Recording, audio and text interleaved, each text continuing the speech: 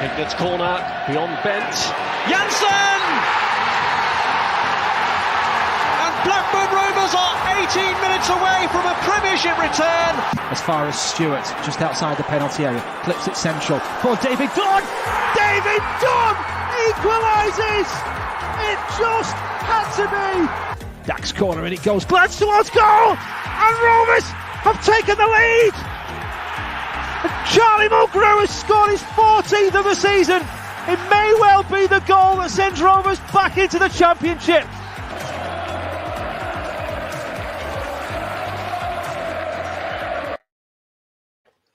Good evening, Rovers fans, and welcome to a special Monday night live stream celebrating, discussing, reminiscing, commiserating over the 4 years of Tony Mowbray at Blackburn Rovers.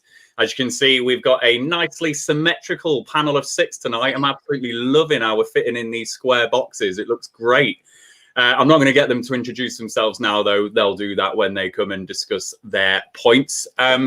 We did plan this as more of a celebration show, hopefully with Rovers right in the playoff hunt, talking about how Mowbray is going to take us into the Premier League. And alas, we've had to change the narrative slightly tonight, and it will become more of a discussion about the job he's done and maybe where Rovers go from here. But we will use all of the same stats that we had prepared in advance of the show. We will, of course, be looking for your contributions and your comments and discussion points all evening as we really get under the skin of all of this. And yeah, we want to end on a key question when we get to the end of the show in about 90 minutes time. Something Tony Mowbray has said himself. Does he leave Blackburn Rovers in a better position than he found it? So I think hopefully over the next 90 minutes, we will look at everything, weigh everything up and see where we get to at the end of the discussion as well. Just a few things just to tie up before we do start, though. For those of you that did join us on Saturday for our live streams and did the super chat, we've got the fans wall just to say thank you to all of you. Forest City, Michael, RJ, Simon, Daniel, David, and FM Works. Thank you. Thanks ever so much for supporting our channel. Really, really kind donations that you gave to us on Saturday.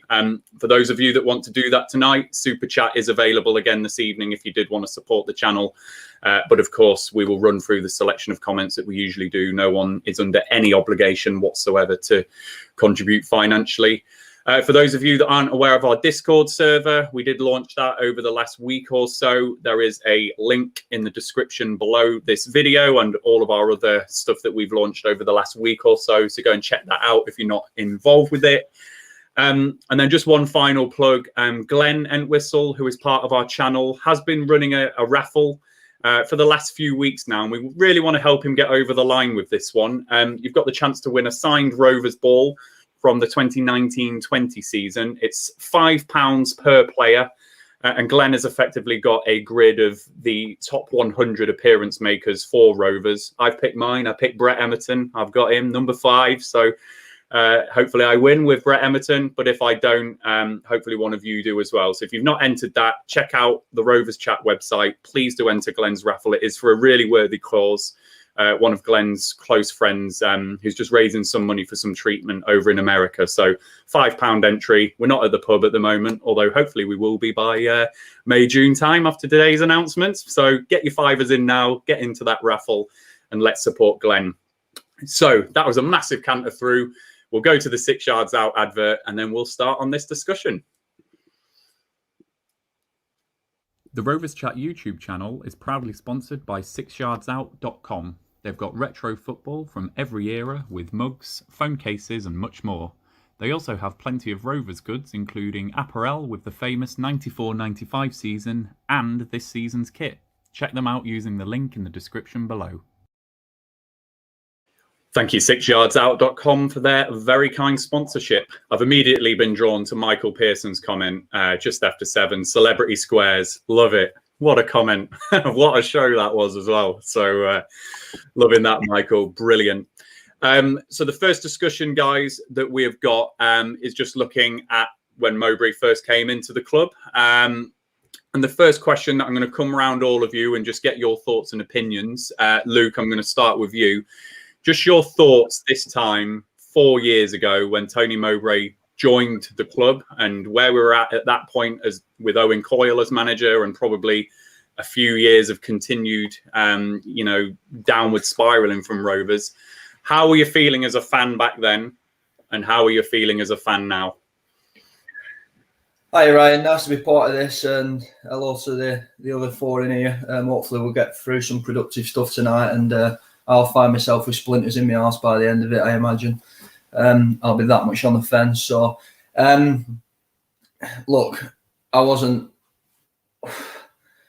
It didn't fill me with a lot of confidence, basically, the Mowbray appointment when it came. I thought it was very much for me, here we go again type scenario. But what he's achieved in 4 years, I don't think, even now, given the run of form that we're on and the negativity and the lack of enthusiasm from us all, I think we shouldn't really underestimate what he has achieved in 4 years. I understand there's this question of mediocrity acceptance across many corners of the fan base now, and I myself, of course, I want nothing more than to watch my club, your club, back in the Premier League, but realistically we aren't at that level, and we have to look at it through realistic eyes and sometimes just take the emotion out of it a little bit, and the connection, the memories.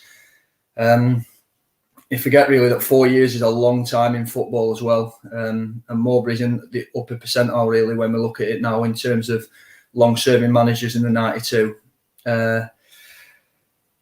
But really, it's difficult to think back to 4 years ago and all that we've built up to that point in the 6 years sort of preceding that as well.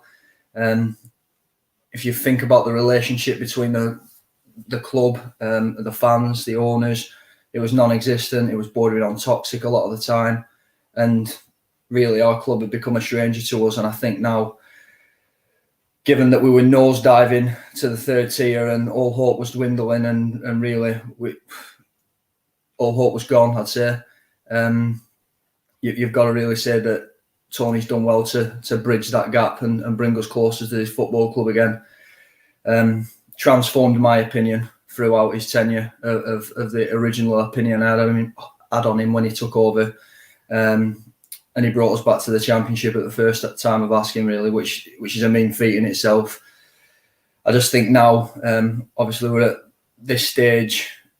Yes, it's not great, but I think, but for Mowbray, it could have been a much worse. And really, I'm not going to make excuses as to why we're here now. But it's been a tough year for everyone. It's not exclusive to Rovers, to Mowbray, to anyone. But really, it's been a tough 12 months.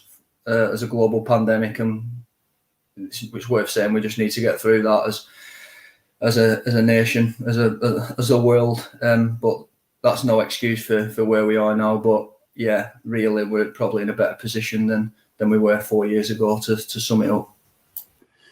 Thanks, Luke. And Joe, going to come to you. Nice to see you, mate. Just sum up your thoughts. Same questions. How were you feeling 4 years ago? How are you feeling now as a fan? Yeah, good questions. I think 4 years ago, just before the relegation, I'd become quite indifferent to it, really. I think I definitely, in the Owen Coyle period, fell out of love with it. Still, obviously, come to the games, but I wasn't going to many away games. I wasn't paying that much attention because I think it was a disappointing period for us. And I think, is it still the highest points tally to get relegated from the Championship with? Or it was well up there, wasn't it? I mean, we were unlucky to go down in the end on the amount of points that we had. And I would say, looking at the table this year, for example, if you get as many points as we got that season, you'd probably stay up. Maybe Sheffield Wednesday's points deduction plays into that. But anyhow, not Eddie Howe. Anyhow, I said that. Just sounds like I said Eddie Howe. Yeah, so 4 years ago, very indifferent. A frustrating period, and Mowbray, yes, he didn't keep us up, but I think if he'd have been there the whole year, we would have stayed up. And even though the football we were playing wasn't exactly what you'd call attractive, it got the job done, which is why it's so frustrating now that we're in the complete opposite situation where we can't play football that gets the job done. And it feels like every other team around us, besides maybe Preston, seems to be able to, at least for periods, find consistency. And I'm not saying other teams aren't losing football matches, but I just very much feel like we haven't managed to find the right tune recently. And with every loss comes more pressure. And then some of the words recently after the games have really angered me and others and seemed dejected. And I think we're just heading into a little bit of a spiral now. And I'm struggling to see a way out of it other than to head down a different route, really. Thanks, Joe. And Ian, I'm going to come to you next to provide some class in the Rovers chat sandwich. Thanks for joining us, Ian. Friend of the show. My pleasure. From brfcs.com. Ian's a great friend of the show.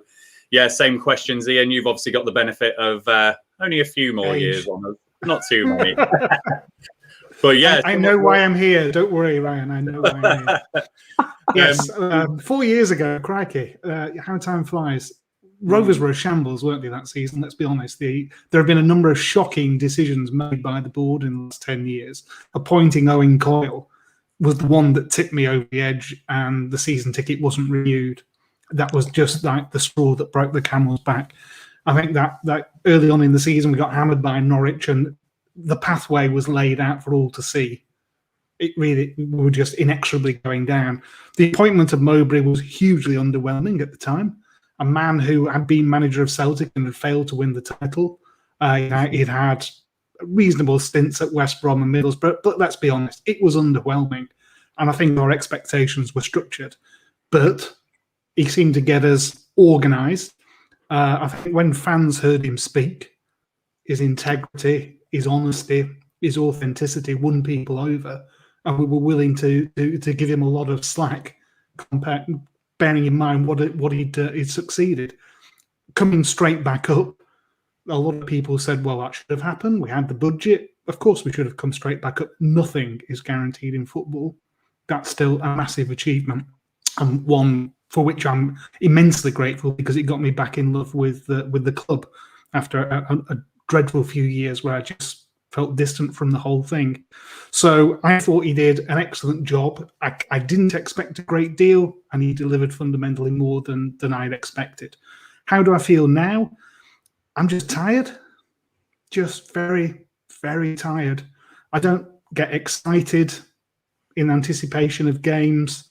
I don't start watching believing that we're going to be driving the agenda. I don't feel confident. But then again, there's plenty of other managers in Rovers history who felt the same. So it'd be wrong just to single out Mowbray for that. But I'm just tired. I just want something to make me feel buzzed. I just want something to look forward to, something to be excited about. And right now I'm struggling to get that with Rovers.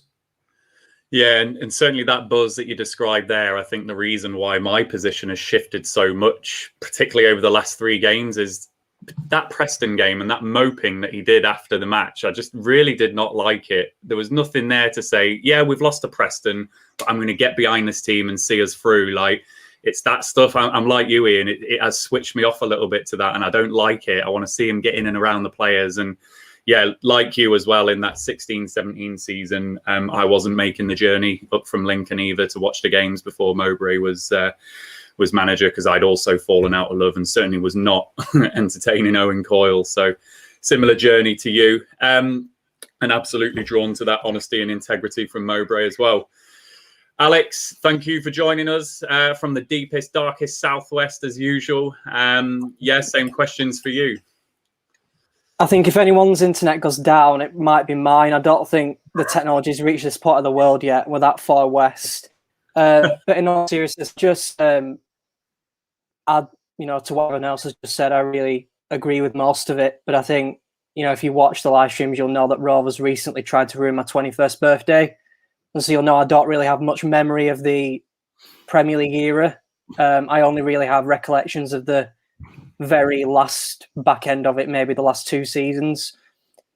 So I got my first season ticket in the 09-10 season, and I really only got into it properly in that first season in the Championship, which was kind of a disaster. I think I lost count of the number of managers we had and the terrible decisions that were made. But I think one thing I could describe is that Gary Bowyer had kind of done the job that Mowbray's done, in a sense. He'd brought the club back from the brink, from going into League One, and he provided that stability. And then that had been whittled away by bad recruitment decisions, bad managerial appointments.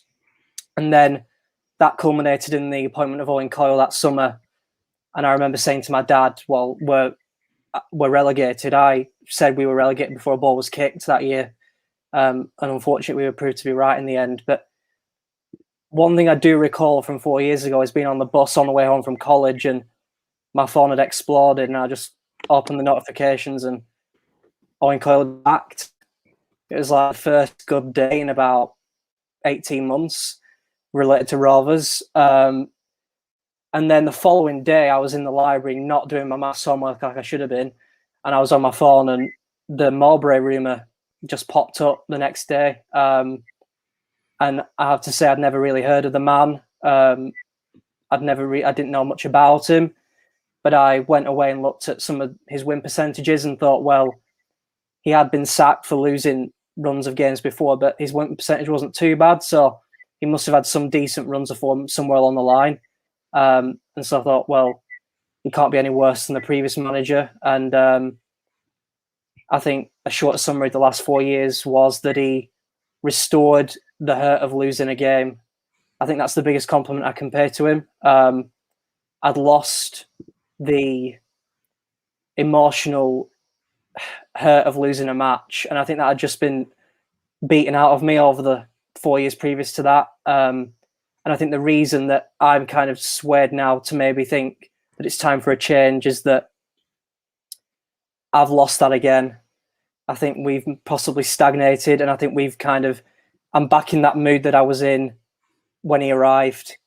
Not that we're in the same league position, but I just feel psychologically as a Rovers fan, I'm in that same kind of mindset at the minute where we're treading water and I don't really know where we're going next. So I think that's a nice summary of how I'm feeling at the minute, and I'll let Tom bring up the rear end there. Steady. So Tom, with your excellent introduction there from Alex, thank you for joining us as well. And for those of you that don't know the stuff that Tom and Alex both do, they do the 1875 podcast for us on our channel. Thanks for joining us, Tom. Just same questions for you. You know, what were your thoughts 4 years ago, and how are you feeling now? Pretty disillusioned at the time. Mowbray wasn't exactly a thrilling appointment, but was proven wrong, wasn't I? And until very recently, I've been very much behind him. I think similar to Ian, I'm not particularly angry about anything, just very tired. I guess that's all I've got to say, because I think I'm just going to be rehashing what everyone said. I think that the consensus is pretty resounding, isn't it? I think so. And I think, the stuff that Ian said around the honesty and integrity, that obviously after particularly that half season of poison that we had under Coyle, that stuff's going to stand out, isn't it? Because first and foremost, Tony Mowbray is a very decent bloke and he's a nice man. So that stuff obviously came to the surface, and getting us back promoted from League One as well. That was a great season. But I think as this show is going to do, we're just going to go in a bit of detail about it, look at some of the stats and see where we are at. If we've got aspirations about the Premier League, is Mowbray the manager? That is what we will uncover through this show, and we'll all give our opinions on that. So I'm just going to go into the comments before we move on to our next topic of discussion. There was a question from Callum Robinson at 7:15. Question for you guys: how many losses in a row would it take for the club to call Tony's future into question? I think certainly at a fan level, Callum, he's probably in question now. I said on the live streams on Saturday, if we lose to Watford, and then in particular, if we then follow that up with a loss to Coventry, there's a certain irony that it would be against Coventry as well. 6 defeats on the spin and losing to Coventry. I think he'd be under deep, severe pressure at that point. Is there anyone that disagrees with that? Does anyone think he'd survive that? Yeah. You think he'd survive? I personally think that he will see out this season. Actually, I think we're kind of debating something that the club isn't debating, which is quite a concern. But I still think we are in that stage. I think trying to second guess what the Venkies are thinking and what the Venkies will do has proven to be ill thought out in the last 10 years. So I don't think I'll start doing that. I've got no idea what they're thinking. No, there was nods from Ian and Joe. Tom, Luke? Yeah, I don't think there's a cat and mouse chance that they'll sack him. We've got to be honest. I've stated publicly, I think he'll see his contract out, so I think he'll have another year with us. The only thing that might upset the apple cart is if Waggett disappears. I think for as long as Waggett's here, I don't think there's a cat in hell's chance that the Venkies will sack him. Just think of it from their perspective. We know that we are largely inconsequential in the size of their financial empire. We know that we're any other business item in their agenda. They look at the league table, they see us in the middle. What's to make the change? Why would they? What's the catalyst that makes them want to make a change? I don't see it. Genuinely don't see it. I think. Oh, go on. Sorry. But I think it'd take a ridiculously bad run for that to happen. I think, like Ian said, it's very much middle of the road. That's fine. If we're on a bad run at the start of next season, for example, and found ourselves bottom after 15 games, maybe then. But as long as there's no danger of us going down, which, whilst we're not going up, I don't think we're going to go down either. He'll stay in the job. I would say Ian's pretty much spot on. I think if we drop into relegation battles, I think the debate moves on with some justification. But we've had bad spells like this under him before, haven't we? And he's been fireproof for all the reasons that we know and understand. This is just another one of them. Football's like that. You have good and bad runs. I don't think that this is a catalyst for change. I just don't think it resonates with Venkies at all. Luke, you have the final word before we move on. Well, you'll probably realise my stance towards the end when I sort of sum it up, but exactly agree with what everyone's saying. I don't think that he'll be sacked this season. That said, if you lose 6 games on the bounce, regardless of what job you're in, if the performance is that poor, your job should come into question. It's as simple as that. You can't lose 6 games on the bounce at any level in football. But can I come in on that? Yeah, go ahead, Ian. Given I'm here because I'm the old fart, Kenny Dalglish would have been sacked. Dalglish would have been sacked. What pit was that? 91? What period was that? Season. When Mike Newell broke his leg against Newcastle, we went on a horrendous run. We dropped from being runaway leaders down to outside the playoffs with a run of consecutive defeats. And we scraped a 2-2 draw on a Friday night at Tranmere when Newell came back from injury. But you would have sacked Kenny Dalglish. So just, I think the clue to that question is that we maybe slumped from first in the division rather than slumped from 8th. Yeah. I think that's the big difference. I'm just picking up on what you said. No matter at any level, and it's attitude.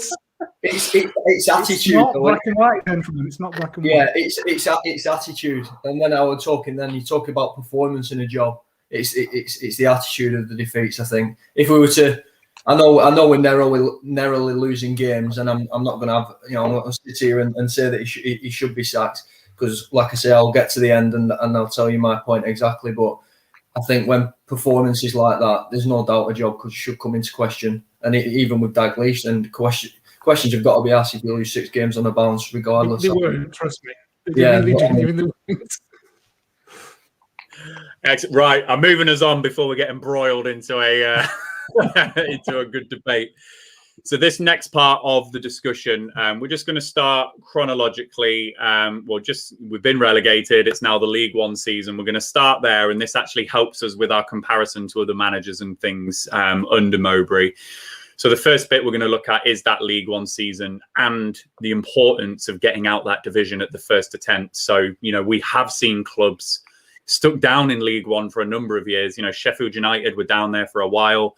Sunderland and Ipswich, 2 big clubs down there at the moment, finding it difficult to get back. So, Luke, I'm going to come to you first. What do you think were the reasons for Tony's success in that League One season? I think there's a few things to look at here. So I'm not going to go over everything. I'll concentrate really on the recruitment. I think what he did was he took us into. He didn't take us into a league below. It was very unfortunate that we ended up in that position, given how we performed in the back end of that season. And again, we'll look at that as we go along, I'm sure. But we then found ourselves in League One with arguably a stronger squad than we had the season before, which I think is a credit to Mowbray. The fact he managed to keep hold of a squad of players that really was good enough to stay out, stay in that championship and stay out of League One. Managed to keep all them players, and they were willing to fight for him. That's credit to him.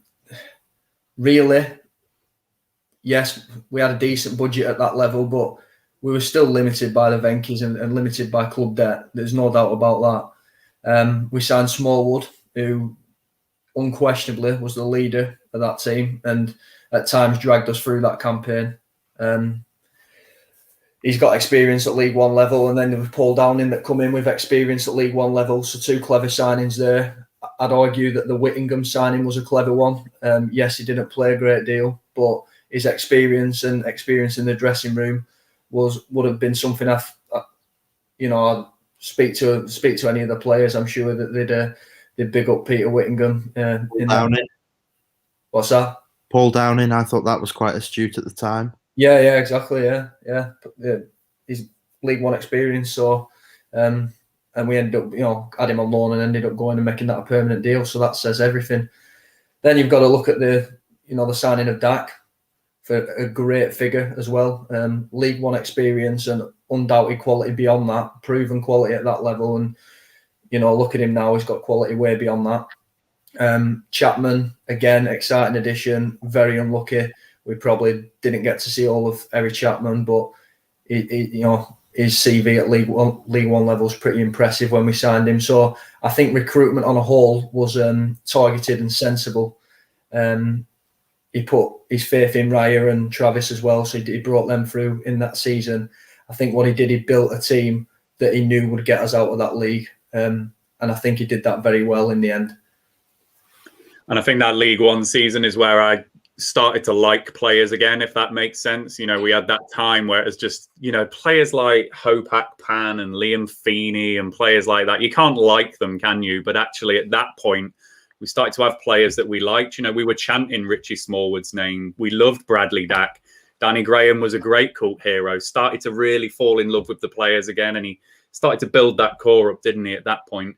And Tom, I'm going to come to you next. You've described this, I'm reliably informed, as your favourite season as a Rovers fan. So what was it about that season that you really enjoyed and resonate with? Winning. Just winning football matches. It's just... Ian obviously experienced the beauty of, full members' cups, the Premier League season, Worthington Cup. These are moments as a football fan you really want. You want to see your team win.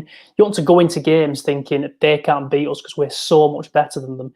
In League One, I just felt like that. I know we didn't win the league. I think a slow start is because of that, adapting to the league. Just winning all those football matches, that's all really. And feeling a connection with the team. I know, Luke, you mentioned it, and you mentioned it, Ryan, chanting Richie Smallwood's name, feeling a connection with the team that was out on the pitch was something that we hadn't felt in so long. And it was like you knew the players. Obviously you don't, you're a fan, but it felt like we knew the players and that we knew they were going to give 100%. And when they went on that pitch, they were out there to win. And that last game against Oxford, I think, actually I met you, Ian, maybe for the first time against Oxford, maybe Doncaster, the promotion game. So it was just meeting fans as well. And that's really when Rovers Chat started. So for me, that time period with all this started, I started the podcast, met people like Ian. It was something that I hold very special to myself because of not just the season, but everything that surrounded it as well. The community that really started, I would say. It certainly was a special season, and I think it's one we're all going to hold in really high regard because of what obviously went before it. And I think it was just a variety of things that all came together really nicely, and always great when you get promoted as well, isn't it? Regardless of what division it is. So special season for everyone. But Ian, I'm going to come to you because you are our resident kind of, you're going to give us some facts from the past. And I mean this with the greatest respect. You're old enough to remember the 79-80 season in particular, where we did have promotion from the third tier up into the second tier. So how does where Rovers find themselves now compare with our time, first with Howard Kendall and then with Bobby Saxton? Because we came up under Kendall, narrowly missed out on promotion.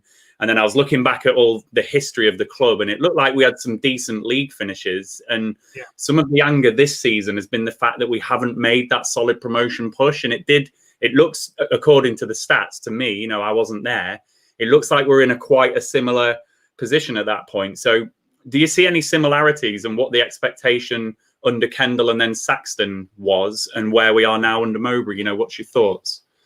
There are some parallels, but I think everything needs to be contextualised. The game is fundamentally different now, particularly in the Championship. The Championship is a madhouse. That's just, it's an economic and financial madhouse. So it is completely different. Let's talk about Howard Kendall first, because Howard Kendall was an amazing manager who did an astonishing job and then went on to do an even more astonishing job at Everton. He took over a side that had just been relegated to the 3rd tier.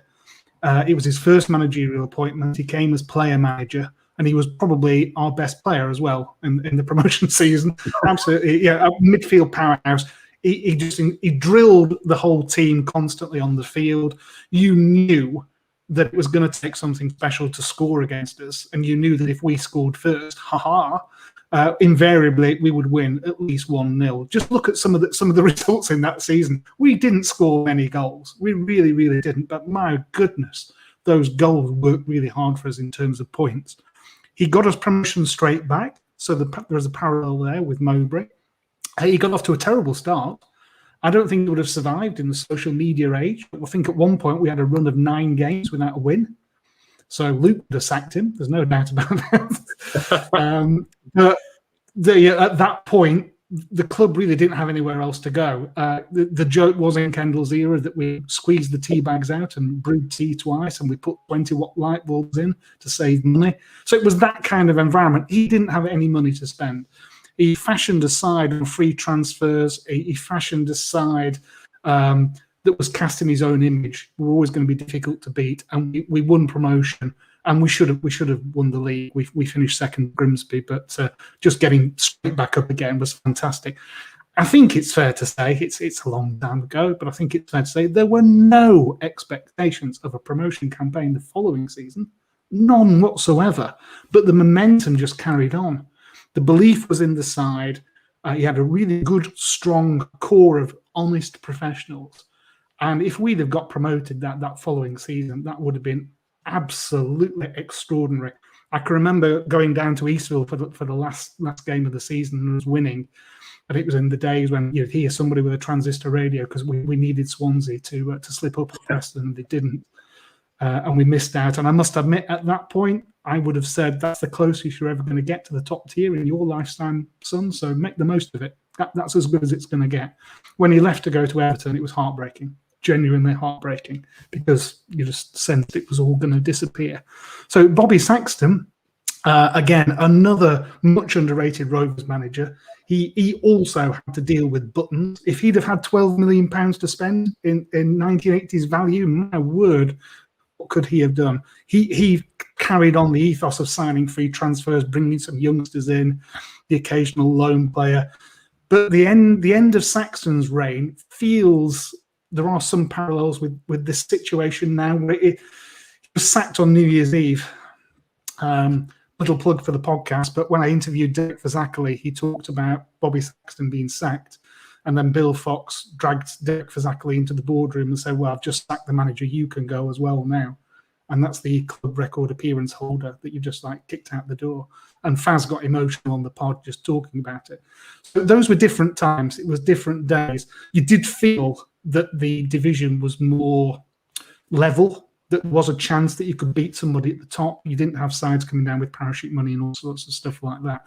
So there are parallels, but I think it's so fundamentally skewed now financially because of the parachute payments. To draw too many parallels is to do a disservice to all the individuals involved. But Howard Kendall, a legend. Any of you who are too young to remember him, just read up on the guy, what he did at Everton. There is a fantastic documentary on Sky, Howard's Way, which it focuses on time at Everton, but you just get a sense of the man and what Peter Reid says about him. He was absolutely a legend, and he should be highly regarded at Rovers.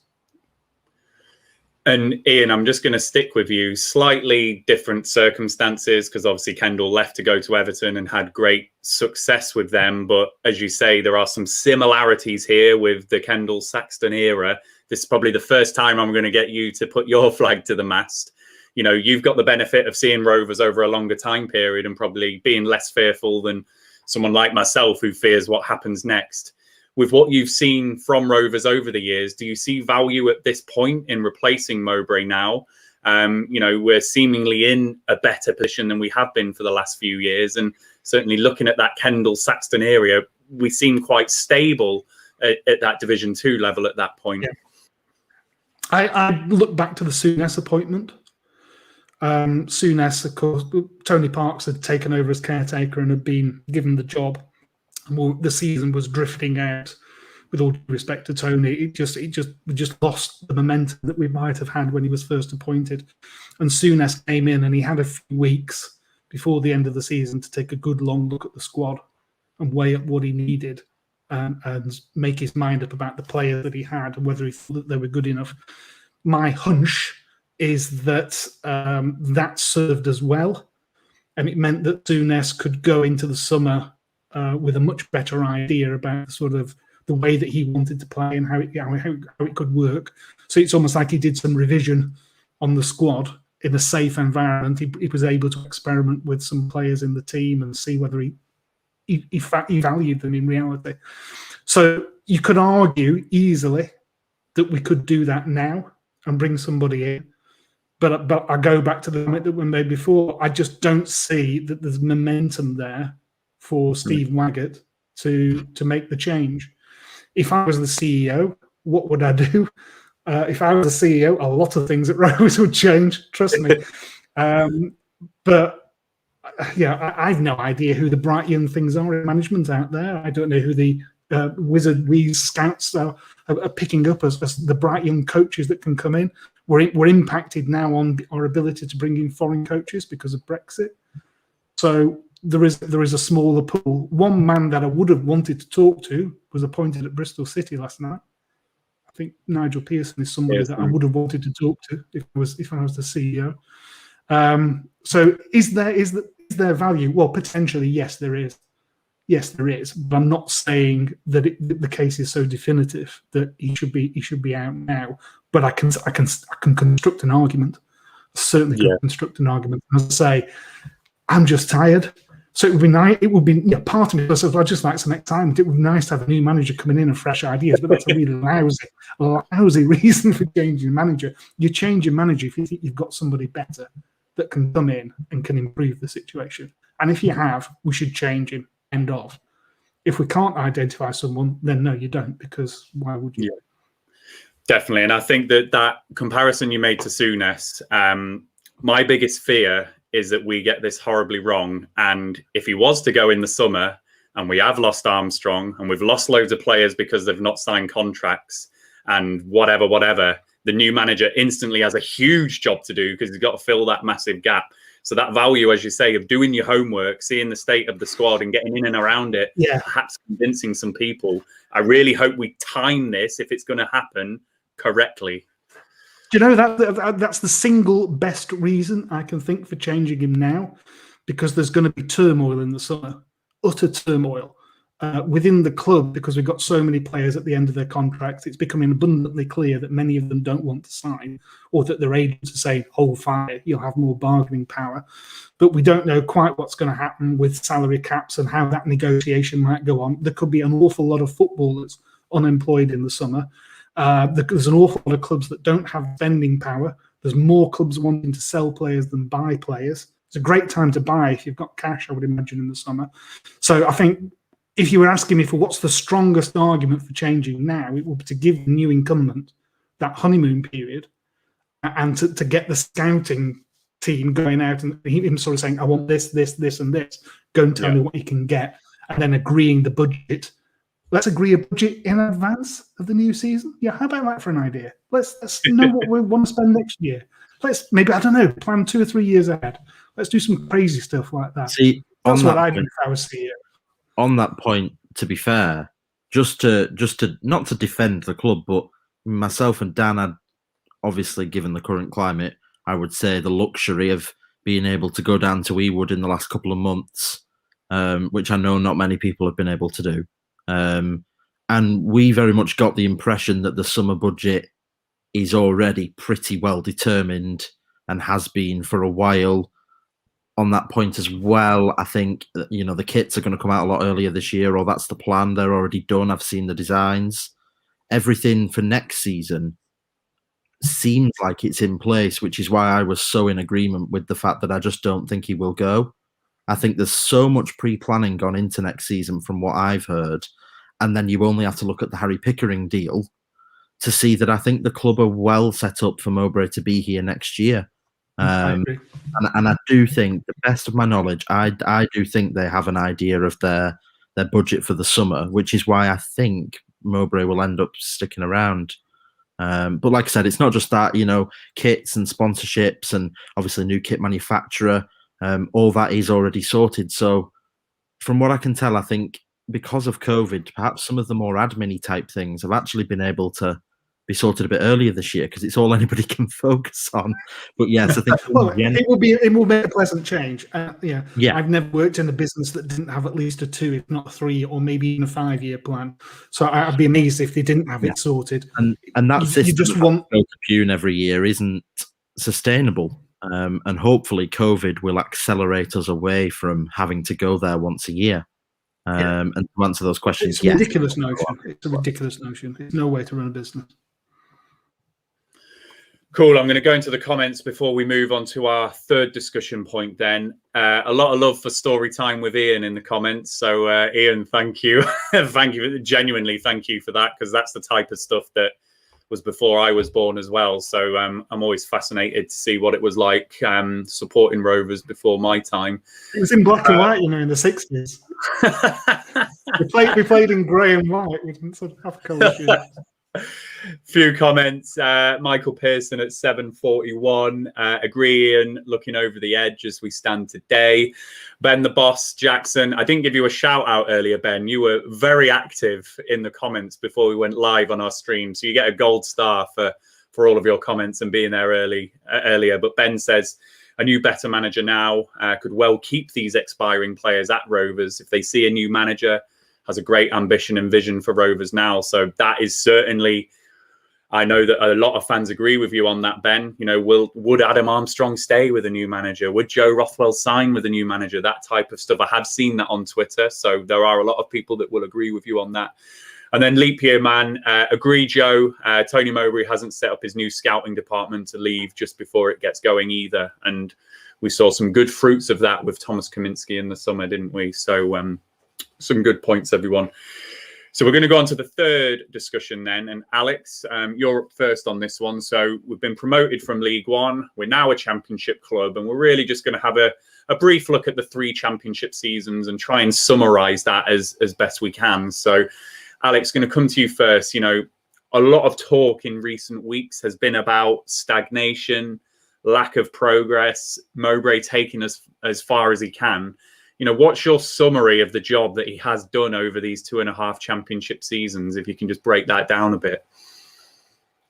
Well, I can recall the summer that we got promoted, and I can recall a bit of trepidation from myself about how we would fare in the championship. I think I'd been scarred by the last championship season and the toxicity surrounding it. So certainly I was wondering how we'd adapt to the league, how we'd adapt to a higher standard of football. And I recall the recruitment that summer in particular, it was mainly renewals of what we already had rather than bringing in bonuses, really, other than the Brereton deal, which is the massive publicised one. He brought in Joe Rothwell, but he was at Oxford. He brought in Davenport. We didn't really know much about him. And he brought in Armstrong permanently. They're the deals that I can recall as the standout ones, and a couple of loan deals on top of that. So it didn't really feel like we were gunning for promotion that year. I was happy to consolidate. And I think when you look back on that season, finishing 15th in the end could be deemed as a minor success. I'm not going to shout from the rooftops about it. But I felt like it restored what we previously had under Lambert, and it kind of got us back to that situation before the club shot itself in the foot, essentially. So I think Mowbray did that in his first season. I think when we go back and we look at history and when the final chapter is written on Mowbray's time at the club, I think we will come to the conclusion that Mowbray's big moment was the Brentford game when we went 2-0 up at Griffin Park and losing that game 5-2. Had we won that game, we'd have broke into the top 6. And Ian was talking about the 𝐏𝐻𝐾𝐂 effect of the momentum from getting promoted the previous season. And I feel like when Mowbray does leave, we will look back and say that momentum from that promotion, that was Mowbray's time to do it, to break into that top 6. And we didn't really recruit in that January, and then a few injuries later, and then we take 4 points from 11 games, and we kind of see the season out in obscurity, really. And then how do I describe last season and maybe a bit of this season? Well, I think the start of last season continued in much the same way as the previous season, refined the squad slightly, let a few players leave. And we saw in the end a modest improvement in the league position up to 11th, got into the top half for the first time in a few years. So that's certainly a positive. But then I think obviously the pandemic hits, doesn't it? And we see a radically different approach really from that first game back onwards, I would say, from the lockdown, and a real change in the whole philosophy of the team. And I think in that initial period, there were teething problems. There's no doubt about that. It was very, very patchy in that 10 to 15 game spell at the end. And I think we all agreed and put up with that because you could see signs that the club was trying to progress. The club was trying to improve its image on the pitch, at least. And so we're willing to give it some time. And then when you add to that the excitement around the recruitment this summer, particularly on the deadline day deals, and the optimism that followed from that, and then you also add into that the results at the beginning of the season when Rovers were doing things on the pitch that they hadn't really done since I've been supporting the club. I'd never really seen them win 4-0s, 5-0s on a almost, semi-regular basis. So we were all kind of taken aback by that. And how would I describe the past 3 months? I think what you've seen is undoubtedly injuries play a factor. I don't think you can deny that that's been a factor in the end. But I think what you've seen is the manager see that performances and results are waning. And there's been just a bit too much chopping and changing for my liking. Just a bit too much thinking about how the opposition might hurt us rather than how we exploit the opposition. And I think those things have kind of come together to make it a very confusing process in the sense that you don't know which formation the club's going to play from one game to the next. You don't know. You have barely any idea who's going to be playing. We have no idea what our best 11 is yet, and we're 30 games into the season. So all of these things are things that you probably strike against Mowbray at the end of it. As phrase to sum up his championship management of Rovers, I would say so close yet so far. How many times have we needed to win that game and break into that top 6, and we've never done it? We've just never quite had either the ability or the mentality. I'd be interested to hear your guys' opinions on that, whether it is ability or whether it's mentality or whether it's just our warped way of being a mid-table side, how we always seem to fall short of that last hurdle of breaking in there, even for just one solitary week.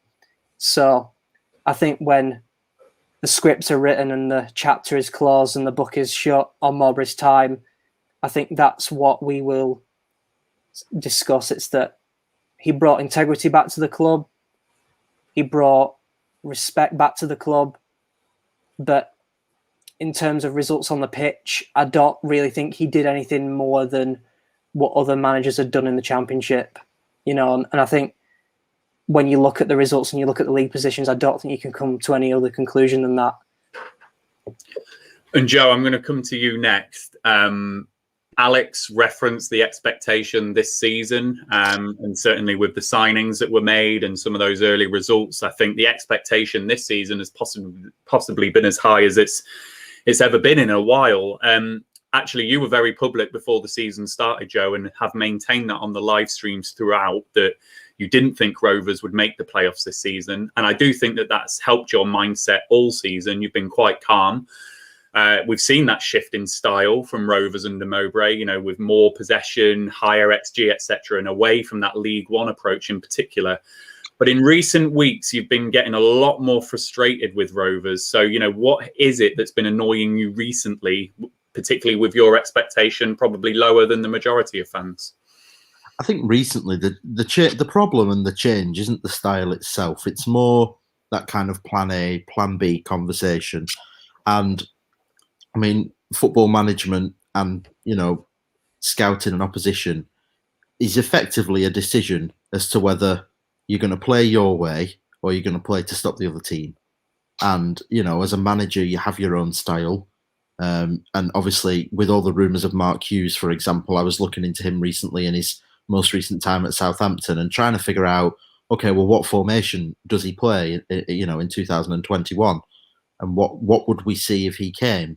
And it's impossible to figure out, because at certain clubs you could see he was playing a style that he wanted to play, and at certain clubs he was clearly playing to not lose or to beat the opposition that's in front of him. You know, there are managers in this league that will play their way no matter what. And I think Brentford, and the reason that Brentford still aren't a Premier League club is because they are absolutely determined. They will play the Brentford way. It took Leeds so long to get back because, again, you know, and Bielsa didn't get up at the first time of asking because they were going to play their way no matter who they were facing. And I think for most of this season up until recently, you could have put Rovers into that category. And despite the fact we weren't winning games, you could say, okay, clearly there's a philosophy there. We're playing our way and we'll keep trying to make that work and developing our team. And maybe, just maybe, it'll click. There's still enough time left in the season. It might click. But as you enter that January, February period, and clearly the squeeze begins, where there's less and less games left, it was been frustrating for me to see us abandon that completely several times. You know, for us to suddenly, randomly in different games, come away from that plan, whether that's, you know, because of fan pressure or just because of the natural pressures of not being where we should be, it's frustrating, because if we're going to suddenly say, okay, we're just going to play the team that's in front of us and play to win that game, why haven't we been doing that the whole time? And that's what's frustrating. And for me, management and everything about football is purely that decision. Are you going to play your way? Are you going to stop the opposition? And it's become so muddled in recent weeks. And every single post-match press conference focuses on something new. One week it's the players. The next week the players executed the plan perfectly. And I don't get it. So that's what's frustrated me. It's not the actual tactics themselves. Fine, play the way you want to play. If Neil Warnock was the manager, we'd be playing a certain way, etc., etc. But I want to see a manager who will play their way, or say, no, actually, we're going to play differently each week because we're going to try and stop the opposition. There needs to be a clear ethos there, and that ethos has gone. And I think that, to me, signals the end. Yeah, and I think the two things that you said there, in total agreement with you, Joe. The overcomplication, you know, these wide forwards and stuff that we've had for quite a while under Mowbray. He's always overcomplicated things, I think, at times, and respecting the opposition way too much. I mean, you know, we've got some good players in our side. Let's set up our way, as you say. So those two things have really annoyed me. And you're right, as a fan, that Watford game in particular, we lost the game 3-1, but actually I was quite happy with the performance. Yeah. That's just completely gone, hasn't it, this season? And we find ourselves in this position that we are now. Well, you know, and look at the Barnsley game. Yes, you could say that it's a political decision because Taylor Harwood-Bellis is here, which is frustrating in itself. But, you know, why did we go to 5 at the back for one game randomly?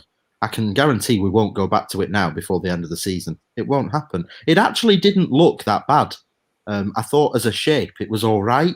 We didn't win the game, obviously, and that was frustrating. But why did we do it? And either it was a political, you know, and I don't want to put a tinfoil hat on and get like that. Either it was that, or it really was just a panic. And I don't get that. I really don't get it. Yeah. Can I ask the guys a question? Of course. Go ahead, Ian. Bradley Dack. Yeah. What are we going to do with Bradley Dack to get the best out of him? Because the best player at the club at the moment looks lost. Go on, Tom. You put your hand up first. He's on mute. I was on mute. For me, people aren't going to like this, but I think you revert back to a way that you played when he took us away from it, saying that you couldn't get promoted that way. You can.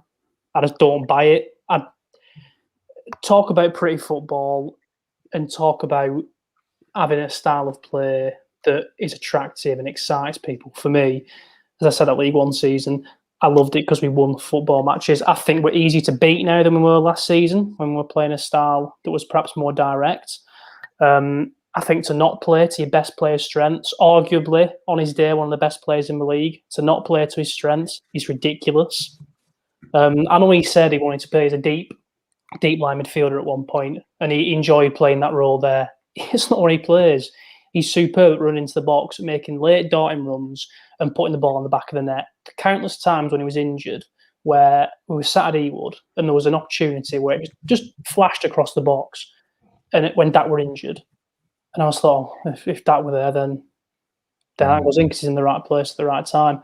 For me, and for as good as Adam Armstrong's been, he's not our best player. I'd happily see him out wide if we had a better target man up front and had that Dak in behind. So for me, you play to the strengths of your best player. Yeah. Just because Adam Armstrong scored as many goals as he has, and he's been superb. Don't get me wrong, absolutely brilliant. He was doing that from the wing. He was cutting in from the wing and scoring goals. Why are you not playing your best player in a system that suits him?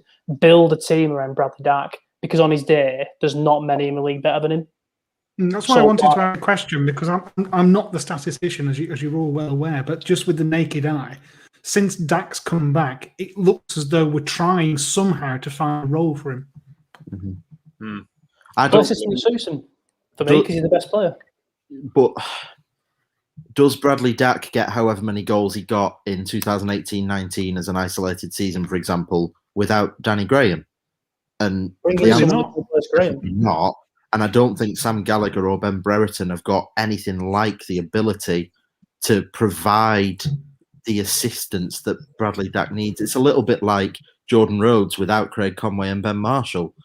And as much as, yes, we're trying to fit him in, wherever you play him on the pitch, I don't think he's looked great. And that's because he doesn't have his partner with him. They complemented each other so well. And I don't think we've got anybody at the minute who works with him. So really, we need to go and sign 𝐂𝐬𝐃 in the summer, don't we? And play him up top with Dack if that's what we're going to do. And put Dolan and hopefully Elliott on the wings if we can get him back and pump balls in the box all day. I don't know. I'd be happy to say that because I think it makes us tougher to beat. I know that people won't agree with that. I know that the majority of people won't agree with that.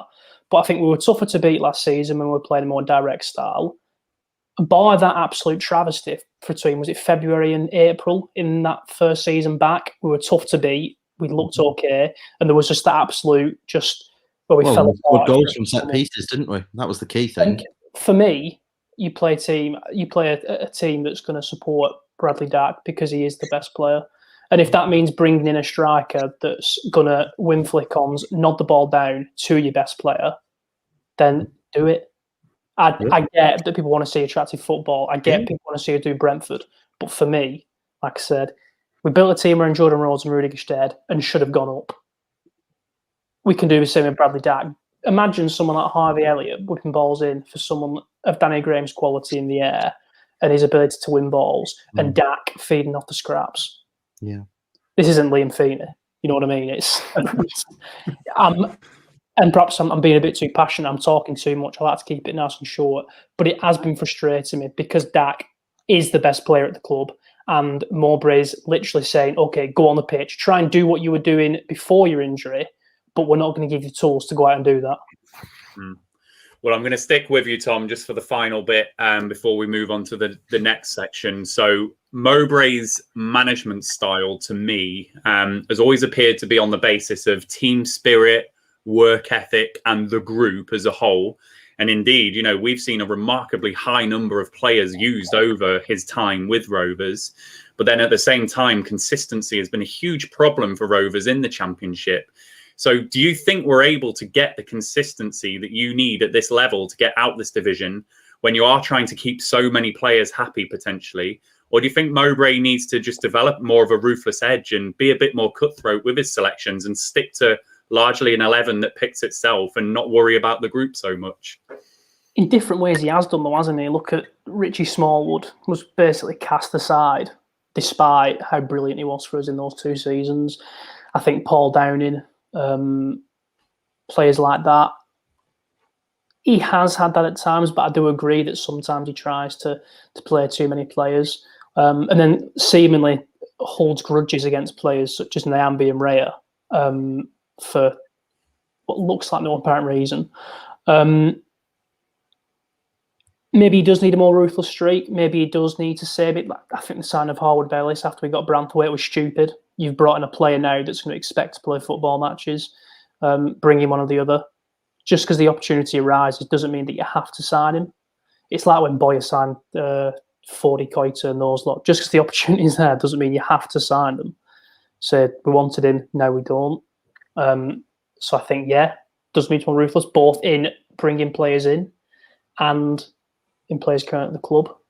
But then on the flip side, is he doing that exact same thing with players like Ryan Nyambe, did it with David Raya, has done it with Smallwood and Paul Downing.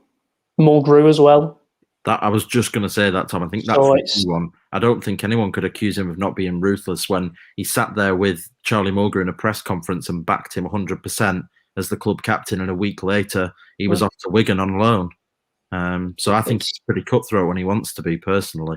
I think he picks and chooses, and I think injuries haven't helped defensively. We've seen that. He's had to chop and change, but again, that comes to recruitment. You bring in Daniel Ayala, who only ever plays about 20 games a season. You reap what you sow. So what can you say? Like, I'm perhaps being a bit too. I've gone quite angry, haven't I? No, it's good points, Tom. I asked that question because I actually think Mowbray comes across too nice sometimes in the media, and I think we play sometimes like him, just a lovely northern bloke. I do agree. I think that there's elements of his management style where he is too nice because he does chop and change it too much. I think that's less because of him being ruthless, or more because I don't think he backs the players he's got, like Joe said, to play a style that he wants to play, and that's just an indictment on him and his confidence in his players. I bet he's a tough. Yeah, I bet he's a tough bastard behind the scenes. I'll bet he's a tough bastard behind the scenes. I've only been down to Brockall once, and whenever he was visible to the players or within earshot, it was like a headmaster walking around a school, and they all suddenly started behaving themselves. And that, there was clearly an aura about it. He will drop players. There's no question of that. But equally, he does have certain favourites who he will try and accommodate. But I'll bet he's a tough nut. You don't stay in professional sport doing that kind of job by being a soft touch. Yeah. It's just an interesting one. Deliberately asked that question because I think absolutely, as has come out in this discussion, I think publicly we see all of it, don't we? And it's just a bit of a I don't know what to make of him, because as a centre half as well, Ian, he was a tough bastard as well, wasn't he? So just looking at Mourinho and the traumas he's going through at the moment, I think is hilarious because of lots of opinions I have about Mourinho. But having watched the behind the scenes documentary where he tries to portray this sort of like maverick genius, I'm in charge, I'm the best coach in the world, and then you watch how Spurs go out to play. If he's the best coach in the world with that talent and they're playing the way that they do, and we're complaining about Mowbray, it is fascinating, I think, how we build up images of managers based on their public persona, and then behind the scenes, how they handle the players. Probably one-to-one is the most important as to how they're going to get stuff out of them. And that's the bit that I'm not convinced he's particularly good at. Or rather, I would say I'm struggling to see the evidence that he can hold of a player one-to-one and really, truly bring them on. I think he gets to a certain point and then he makes his mind up, and then that's it then. He drops you. David Raya, we saw it. We're seeing it now with Nyambe. Okay, there's contract issues around that. But there's nothing that Mowbray has said or done publicly that if I was Nyambe's agent, I'd be saying, you really need to stay there because he's going to look after you. Quite the reverse. So I think he can be ruthless, but sometimes in a misguided fashion, and that's part of the challenge. And just on Nyambe, I got pretty angry on the stream on Saturday, actually, because, you know, against Preston, he's bringing Nyambe off and sticking Gallagher at right back. And then he's taking the opportunity to have a go at all us fans for saying, see, I told you Nyambe's hamstring would go. And I just didn't like that. It really annoyed me on Saturday. Do you know, I wondered whether that was the press or whether it was the fans. That's the bit I'm not sure about, is whether the press were acting as a conduit for the fans' opinions. 100%. And that he was sort of saying, you lot in these press conferences, you keep asking me all these questions.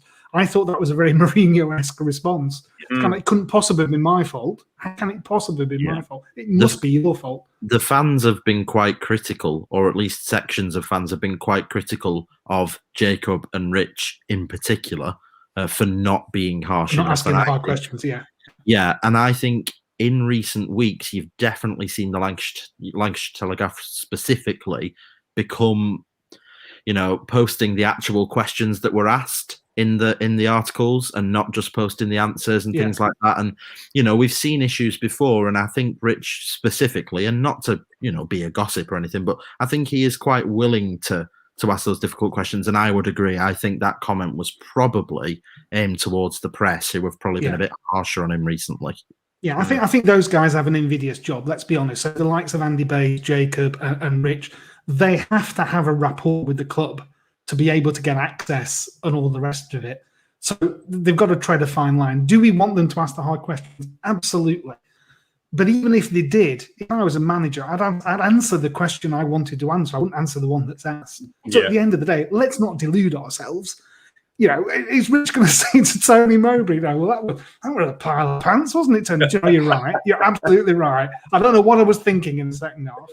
Yeah, he's going to deflect it, isn't it? That's the job. They're all media trained. So let's just, you know, take a pinch of salt, just calm down and understand the nature of the beast that we're dealing with. When he's left Rovers and he writes his autobiography, that's when you find out the truth. You don't find it real time. You never will. I was on a 4th straight watch-along loss and a couple of beers in at that point, Ian, so I was livid at that point. I've calmed down now. Excellent. We'll move on. Luke, you've been sat there very, very, very, very patiently. We're back to you now. You've done some really good research for us, just to look into some of the statistics about Mowbray's time at the club. I'm going to flash up these different graphs and tables that we've got if you just want to talk about them. So first one here, you know, this is Rovers record, isn't it, since League One? Talk us through this. Yeah. I was sitting here very much entertained, so thank you for that, guys. It was all very interesting. And I think before I do move on, it's worth noting that we've had positive interviews from managers in the past, and that manager particularly was Steve Keane. And if we go back to the positivity that comes out after games from Steve Keane every game, I'd sooner not have that. So it's a fine line in it. There's a balance there. So, back to that. So, worth saying as well, the season we went down. So we're looking at, if you look at the PPG, I'm not going to sit here and pretend to be Joe, because I'm absolutely not. This is very, very simple stats that I've pulled. So that final game, that final season there, that first season when he took over from 𝐂𝐲, we had a PPG of 1.47. Now, actually, if we go back to the other table again, that's better than any season that we've seen in him. And, you know, we went down that season. So it just shows that really it was a phenomenal first half of the season, and to go down was quite extraordinary, really. It shows just how poor of a position we were in. Looking at it coming back from League One, a PPG of 1.3. We slightly improved on that the season after, last season. Having fallen off again, I'd say that you could argue that it was probably the Brentford game again, season after, that where we fell off. Again, we were 2-0 up, live on Sky at the lunchtime kickoff, and we ended up drawing that game 2-2, and had the opportunity to really kick on with the top six, and then obviously the loss to Derby really put the nail in the coffin there, and come back from the COVID break and really poor end to the season. But that was an improvement on the previous season. Granted, it was only one extra win, but as Alex alluded to earlier on, it's 4 places, which is quite modest in the end. And yes, you know, it isn't significant as such. It's not a big improvement, but we did close the gap on that magic 70 points, you could argue.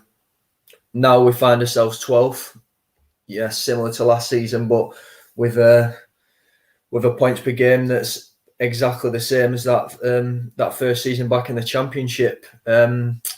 You can argue it's fine margins. I'm just going to sit on the fence and argue both ways here. If we go and beat Forest on Saturday, that then has us a PPG of 1.4, and you know, we're sat here then saying, oh look, in terms of stats, we've got steady improvement. So this certainly doesn't tell you everything. It doesn't tell you injuries. It doesn't tell you budgets. It certainly doesn't tell you performances and attitudes, and doesn't tell you how we're setting up and how we're changing formation during games. But it certainly gives you an idea of a rough, let's say, season by season improvement in the Championship come to this season. We're not seeing that as such, but we're certainly, it is a 46 game season. We're seeing Brentford getting beat now, losing games. Yes, you could argue that they've got the right to lose games, given that they've been up there and consistently performed at that level. But it is, Ian said it earlier, the Championship now is some beast, and to get out of it, consistency is key. We don't particularly have consistency, and that table that we're looking at now won't tell us, you know, where we've been consistent as such. But it's certainly interesting stats to look at. Great. Do you want to talk about the next one before we move on? Anything you want to talk about on this one? Yeah, so I mean, you look at that again, that 1.47. So that's where he had us in that, you know, first half of the second half of that season, where he's really brought us all round in terms of our opinions. Ian said it, I've said it. I think, you know, we're probably not the only two tonight that have said that we weren't completely overwhelmed by Mowbray's appointment. It wasn't an exciting one as such, but given the end to that season, and you can see it there in the stats of, you know, the points per game of 1.47, he certainly give us hope and give us some optimism there. He's never really fulfilled that in the Championship as such. Those same heights since. It's that includes the 1.47 is included in that brings it up to 1.36. Like we saw from the previous table, he's got nowhere near that. The League One season goes without saying. We got promoted. We had a phenomenal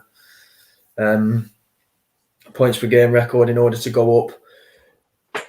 That obviously brings his overall points per game up to 1.51. So if you look at that in isolation, you'd think, you know, he's performing pretty well. But when we move on to some other graphs, when we compare his Championship record directly, you'll see that there's some really uncanny observations that can be made. Absolutely. And I'm just going to, before we go on to that graph that you're talking about, Luke, just going to plug Glenn Entwistle's article that he released on the Rovers Chat website today.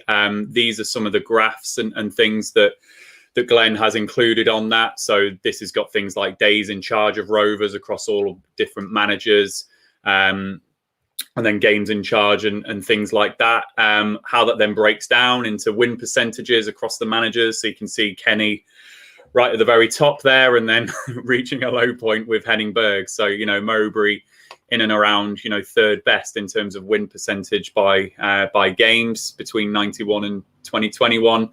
And then just how that breaks down in terms of wins, losses and draws. So if you've not seen Glenn's article, go and check it out on the Rovers Chat website. It was released via tweet today as well. Glenn's done a cracking job just to back up some of the stuff that Luke's done as well.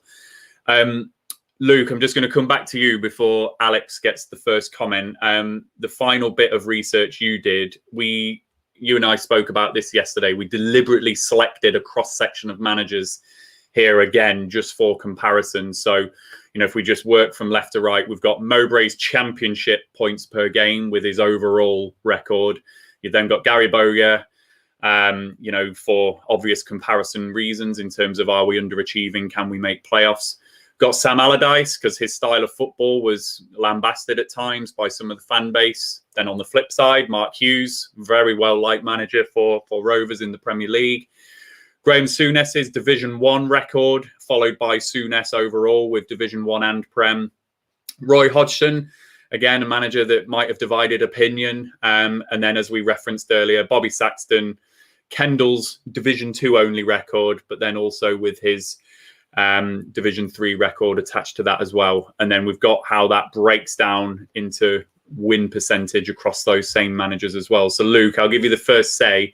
Anything you want to pick out from either of these two graphs that you've prepared before I come to Alex?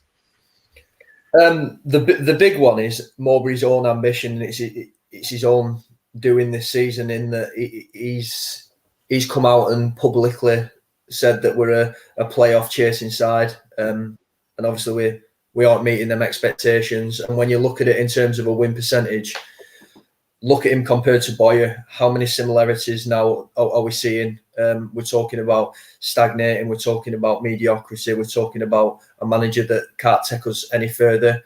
That's all been said by various people throughout the fan base, and seems to be quite a common theme. And you just look at it in terms of raw stats there. We are looking at a very, very similar situation when you look at Bowyer. So that was one that I definitely wanted to point out there, and I'll let Alex take the lead now. Alex, either the win percentage or the points per game, I can flash up either of those for you. What's standing out for you, Mowbray, in comparison to this deliberate cross section that we've done?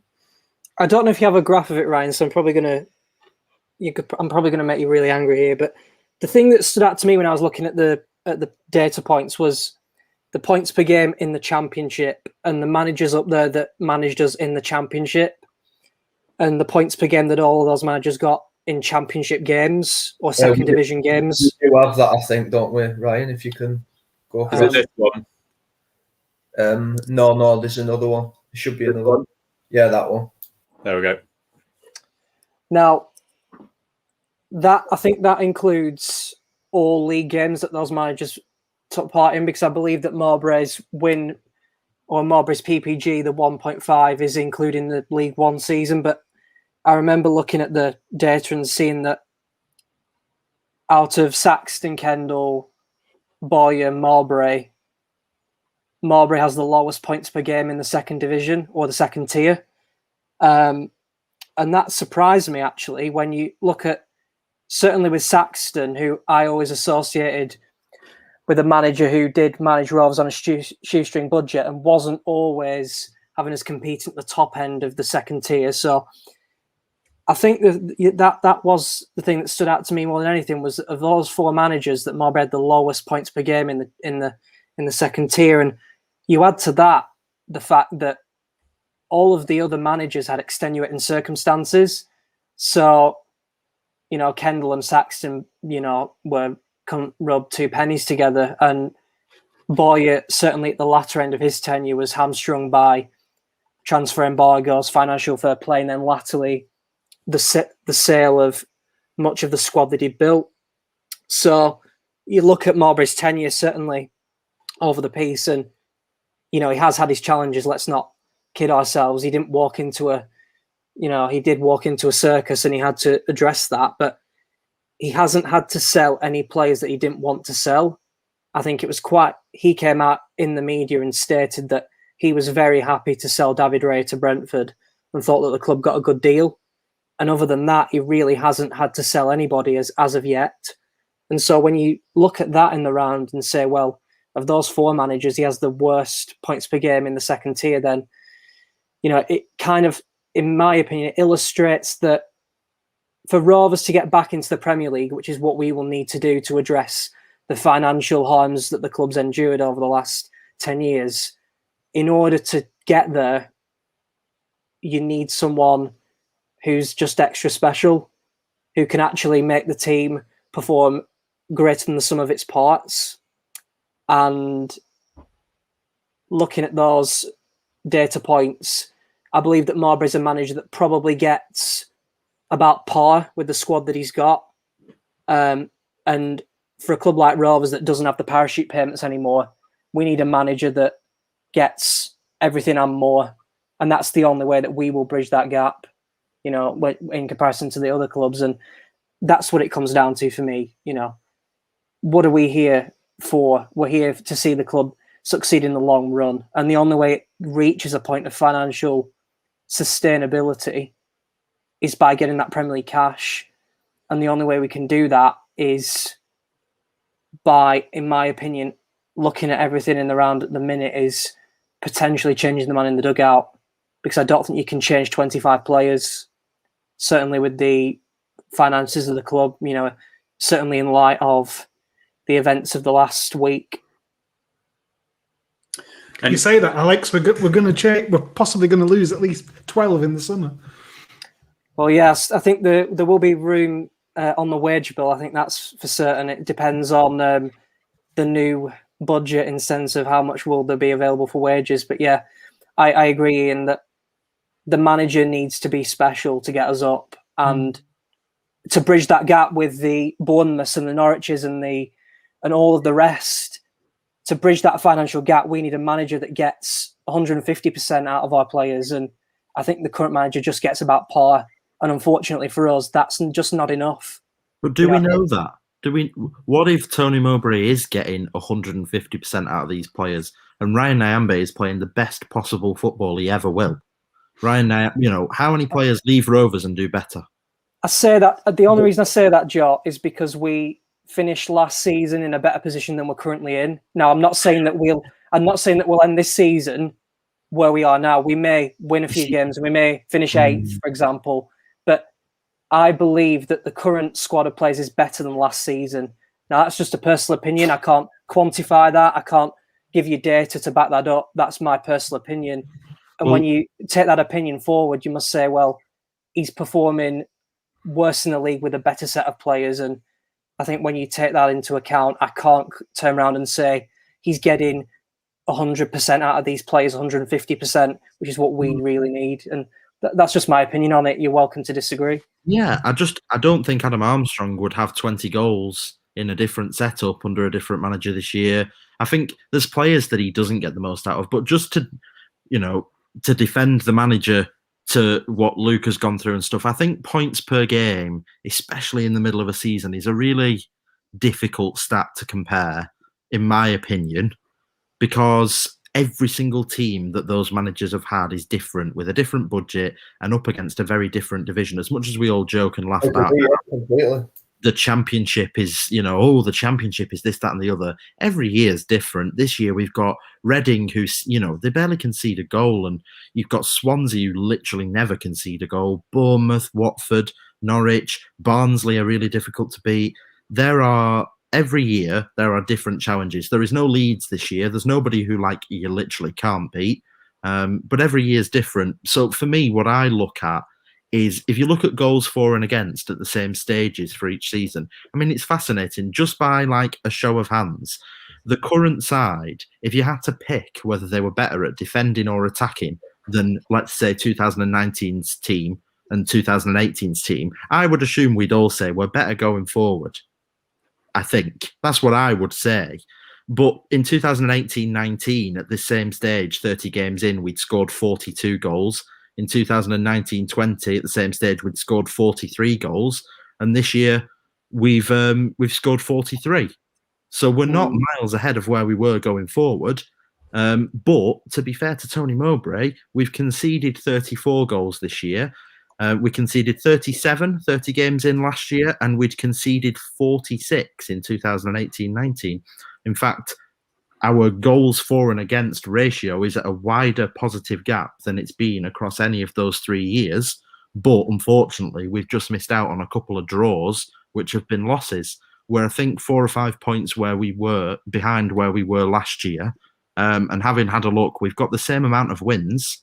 It's just a couple of losses that were draws last year that haven't been this year. So just to slightly defend him, you know, we're saying he's gone backwards and that his points per game has gone down. But actually, we're scoring more goals per goals we concede than any of those 2 seasons. So, come the end of the season, if we do finish 9th, 8th, would it be fair then to say that actually we haven't gone backwards? Like I said, I think that would be fair, Joe. I think that would be fair. I would turn around to you and say, I don't think the club has gone backwards. I think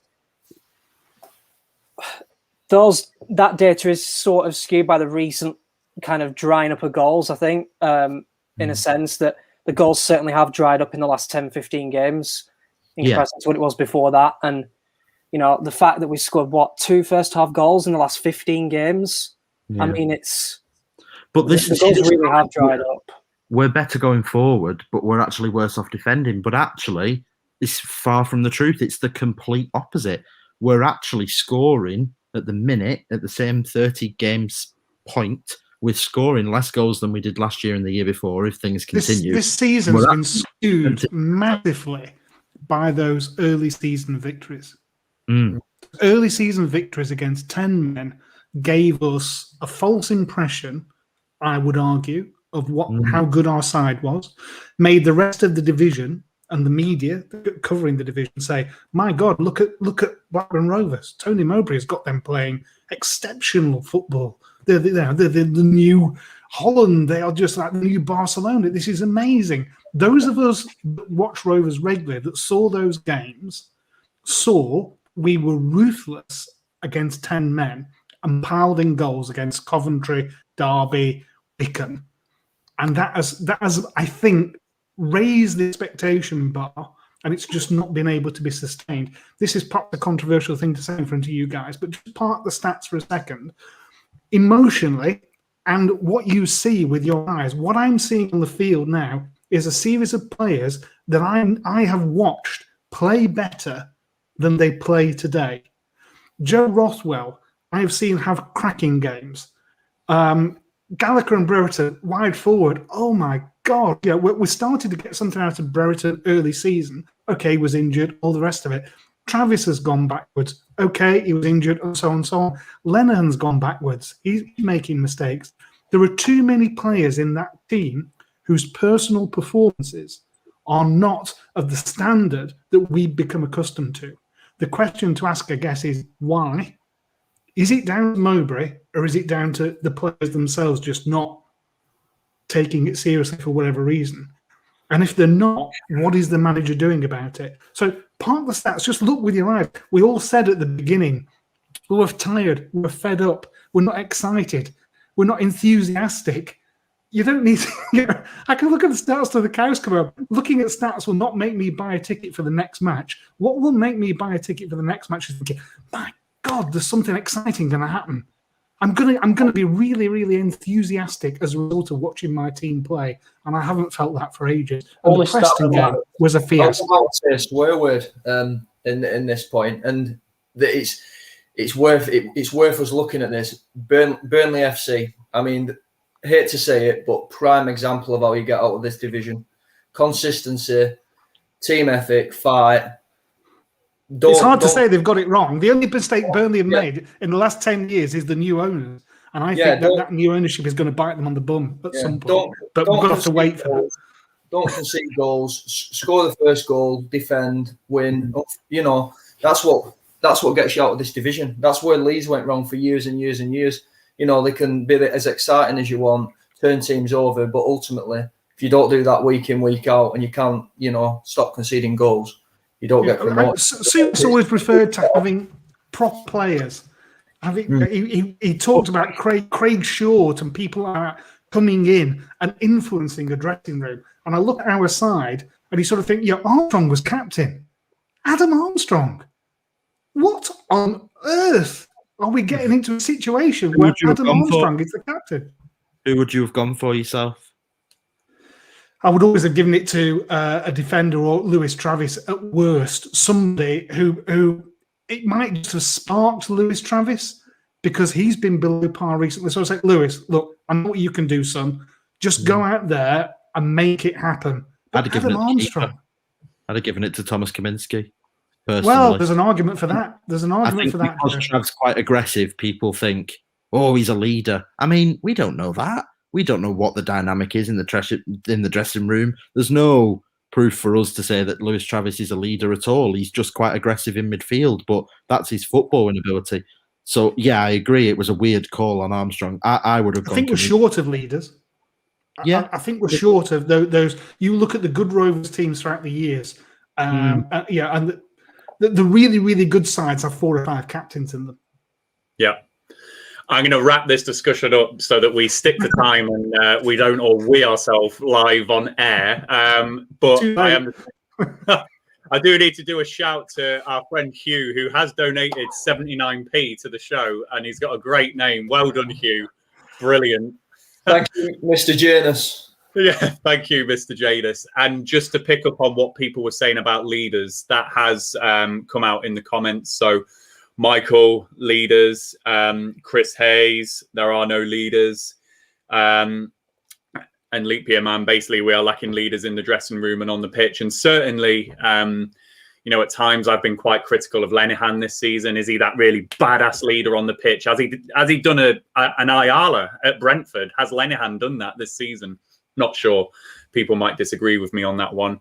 And just another comment here, Roverschat, we did cover this at the start of the stream. I think there was universal agreement that we don't think that Mowbray is going to get sacked this season, because there seems to be a lot of planning going into next season if you think about signings of Harry Pickering and others. And in terms of who we want or think will come in, I think that is still up for huge debate. But Ian did say Nigel Pearson earlier on. He was disappointed to see that he'd gone to Bristol City. Right, so I'm wrapping that discussion up now so that we can start to then... Yeah. Can I have a wee, Mr. Hildred? Yeah, turn your camera off. You can go for a wee. I'm going to assume mute as well. Ian, we're not too far off. We're not far off. We are wrapping up now. It was you lot arguing about that stuff, so you've done it to yourselves. Sorry, it was my fault. It was my fault. Sorry. So we're going to wrap the discussion up then, and I'll take you back to what we said at the start, which is, let's start to judge Tony Mowbray on what he has said himself in terms of how does he leave the club? What position is he leaving it if and when he does go? So, Joe, I'm going to come to you on this one first, because you do cover this in detail for us on the website. And I want to talk to you about our academy and the recruitment that Tony Mowbray has done. I think it'd be fair to say that Mowbray's really improved both of those areas in terms of, the core of them. We've loaned really successfully from Premier League clubs. We've strengthened the position of the academy, I feel, at the club, and seen players like Travis, JRC, Nyambe really come through under Mowbray. And then signings like Thomas Kaminski really show that European network starting to come to the fore. So do you think this has really been completely driven by Mowbray? And if and when he does go, do we risk losing some of that when he goes? I would say no. I don't think we can assign too much praise or blame to Tony on much of the transfer stuff, because they tell us themselves that Mark Venus is completely in control of that. When we sign players, it's not that I don't think the manager has in any way signed off on it. I'm sure he has, but the person in control of those negotiations and running that scouting department really at a senior level is Mark Venus. And I know there's a lot of controversy and rumour surrounding him at the minute and stuff with some of the Brock Hall stuff. But, if we're going to assign praise for the Thomas Kaminski deal, we've definitely got to praise him for that. If we're looking at blame for the Sam Gallagher or the Ben Brereton situation, perhaps that blame shouldn't be falling directly on Tony Mowbray. Maybe we should be looking at the people who are actually involved with the transfer dealings themselves. On the youth stuff, we've loaned in pretty successfully, but I would say I've become frustrating and more frustrated with our loaning out policies. Some of the loan deals for our younger players in recent years have been extremely unsuccessful, and we're always going to be. More recently, I think the Hayden Carter situation at Burton, that's going really well. I think he's developing nicely there. He's got it's hard to explain, but he's definitely got the physical side to his game naturally. I think he just needs a bit of experience with the technical stuff. I think when he played for us, it was just a little bit of decision making and perhaps a little bit of ball work, but he's doing well at Burton. But, Tyler McGlaw, he's been around the shop and it's not really worked.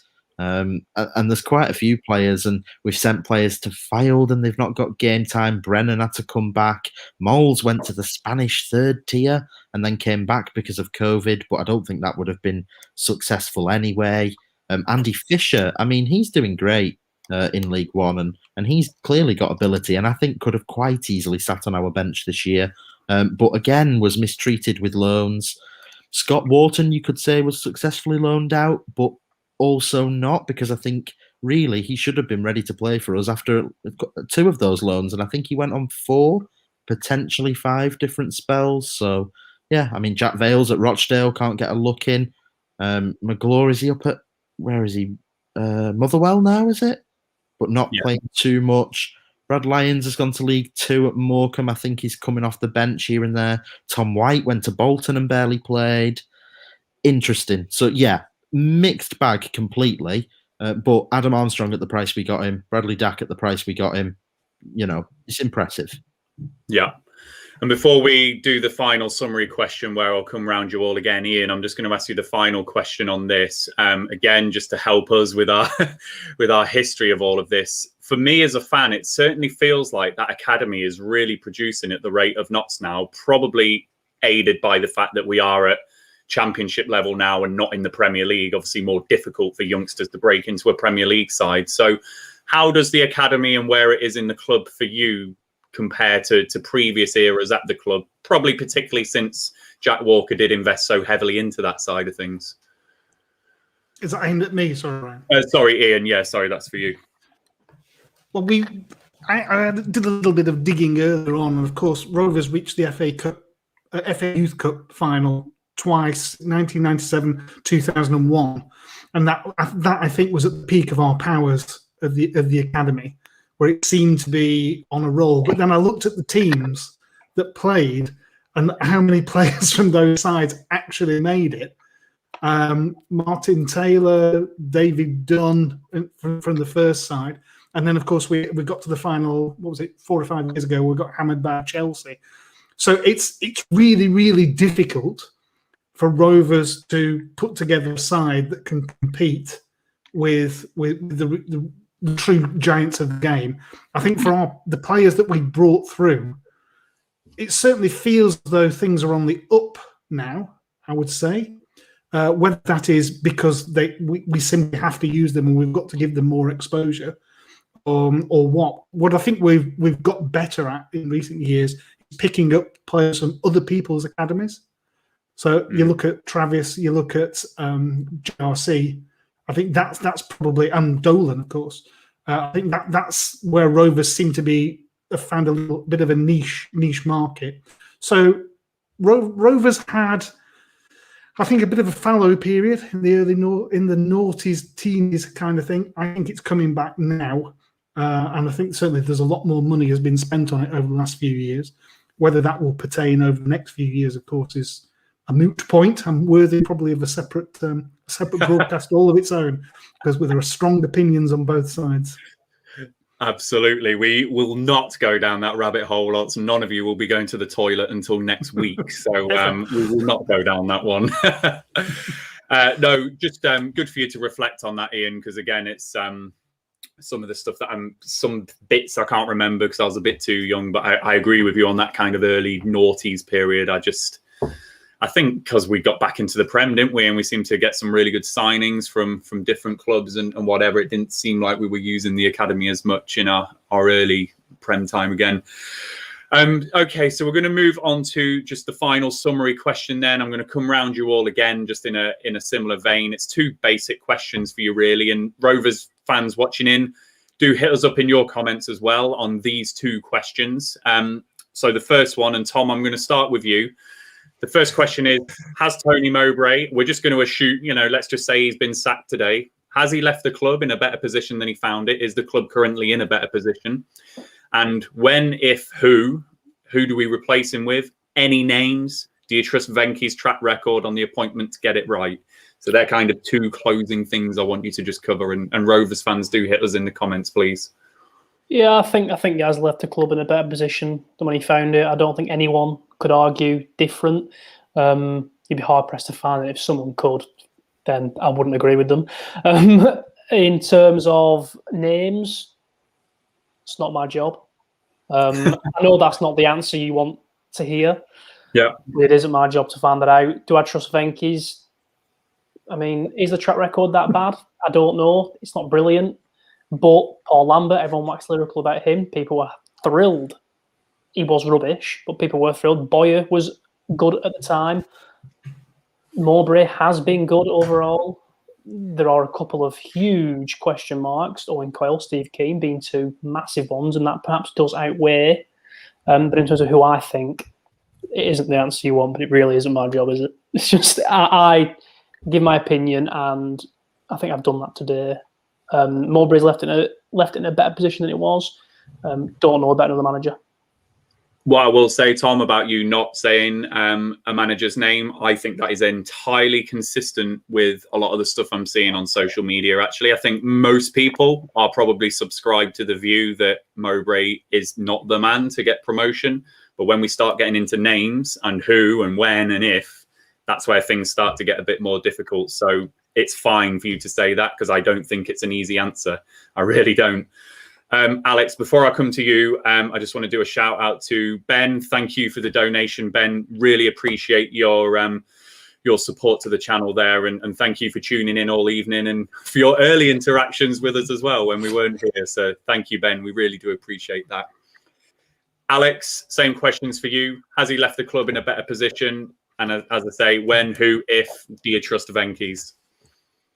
I'll try and be brief on this one. I agree with Tom. It's not my job to speculate on names. I think I have too much respect for Mowbray to be touting names when he's still in the job. I think it's not the best for him, so I won't do it.